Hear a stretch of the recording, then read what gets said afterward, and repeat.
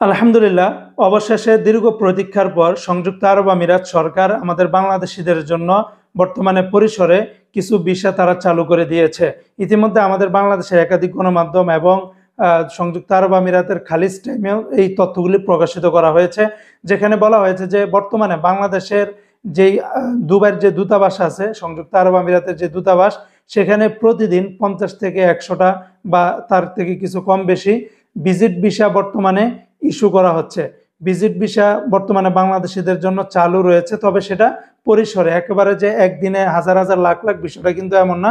পরিসরে তারা দিচ্ছে অনেকটা যাচাই বাছাই করার পরে। আরেকটা বিষয় চালু আছে, সেটা হলো বর্তমানে বিভিন্ন কোম্পানির জন্য সিকিউরিটি গার্ড বা বিভিন্ন পদে পদে লোক নিচ্ছে। এটা কোম্পানির মানে রেকমেন্ডেশন অনুযায়ী তারা 500 ভিসা বা 1000 ভিসা এরকম করে দিতেছে বর্তমানে আমাদের বাংলাদেশিদের জন্য। এবং পাশাপাশি আমভাবে শ্রমিকদের জন্য যে ভিসাগুলি, সেগুলো কিন্তু এখনো ওইভাবে অ্যানাউন্সমেন্ট করে নাই।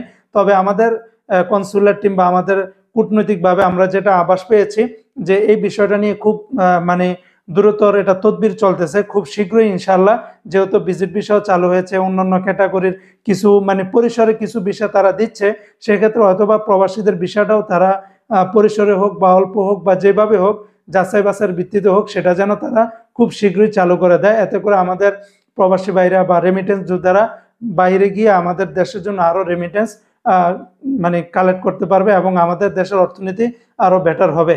তো বন্ধুরা, এই ছিল আপডেটটি। ইনশাআল্লাহ পরবর্তীতে আবার কোনো আপডেট নিয়ে হাজির হবো। আসসালামু আলাইকুম রহমতুল্লাহ।